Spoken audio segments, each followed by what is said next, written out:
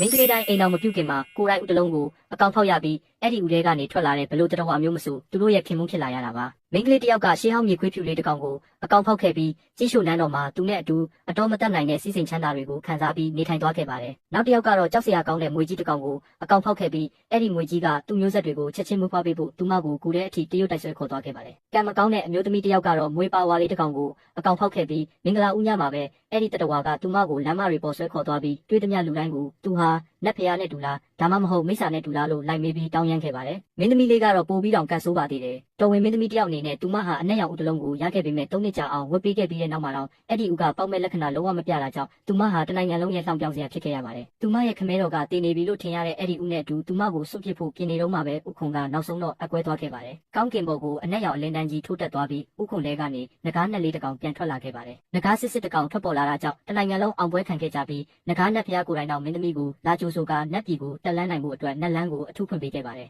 မထင်မှတ်ပဲသူမလက်ထဲကငကားနှက်လေးဟာဒေါသတကြီးနဲ့သူမရဲ့လက်ချောင်းတစ်ချောင်းကိုကိုက်ဖြတ်လိုက်ပြီးနောက်လည်းမကြည့်ပဲမွေးစားညီမဖြစ်သူစီကိုပြန်သွားခဲ့ပါတယ်မွေးစားညီမကငကားနှက်လေးကိုရင်ခွင်ထဲပိုက်ထားပြီးမင်းသမီးကသူမရဲ့ကိုကျိုးအတွက်တခြားသူဖောက်ရမယ့်ငကားဦးကိုဘလို့တောင်ခိုးယူနိုင်ရတာလဲဆိုပြီးဒေါသတကြီးမိကုန်ထုတ်ခဲ့ပါတယ်အဲ့ဒီနေရာမှာရှိနေတဲ့လူတိုင်းဟာတုံ့လောက်သွားကြပြီးမင်းသမီးကိုလောကကြီးကိုလှည့်ပြားတဲ့လူလိမ်တစ်ယောက်ဖြစ်ကျင့်စေကြပါတော့တယ်သူမရဲ့ခမဲတော်ကဒေါသအကြီးကျယ်ထွက်ပြီးသူမကိုအဲ့ဒီနေရာမှာတင်တာအဖအဖြစ်ကနေစွန့်လွတ်ကခြေလက်တွေကိုဖျက်ပစ်ပြီးခန္ဓာကိုယ်တစ်ခုလေးကြံအောင်လောက်ကရေထဲကိုနှက်တက်ခဲ့ပါတယ်အဲ့ဒီအချိန်မှာပဲမွေးစားညီမကတော့ငကားနှက်လေးနဲ့လက်ထပ်ပြီးနက်ပြည်ကိုအစဉ်ပြေပြေတက်လန်းသွားနိုင်ခဲ့ပါတယ်မင်းသမီးပြန်လို့လာတဲ့အချိန်မှာတော့ခမဲတော်ကသူမနဲ့မွေးစားညီမကိုအကောင်ဖောက်ဖို့အတွက်ဥတွေပေးခဲ့တဲ့နေ့ကိုပြန်လည်ဝင်စားခဲ့ပါတယ်အရင်ဘဝကကြေကွဲစရာကံကြမ္မာကိုပြန်တွေးမိပြီးသူမရဲ့တကူလုံးတုံရင်နေခဲ့ကခမဲတော်နဲ့မွေးစားညီမကိုတက်ပြစ်ချင်စိတ်တွေပြင်းပြနေခဲ့ပါတယ်သူမဟာတောက်လောင်နေတဲ့ဒေါသတွေကိုမျိုးသိပ်ပြီးရိုးရိုးသေးသေးနဲ့ငကားဥကိုယူလိုက်တယ်လို့ဟန်ဆောင်ခဲ့ပေမဲ့မွေးစားညီမရဲ့မျက်လုံးထဲမှာအောင်နိုင်သူရဲ့အရေးအယောင်ကိုတွေးလိုက်ရတယ်လို့ခမဲတော်ကလည်းစိတ်အေးသွားတဲ့တက်ပြင်းချလိုက်တာကိုသတိထားမိလိုက်ပါတယ်အဲ့ဒီငကားဥမှာတခုခုတော့မှားနေပြီဆိုတာကိုမင်းသမီးကချက်ချင်းရိပ်မိသွားခဲ့ပါတယ်ဒါကြောင့်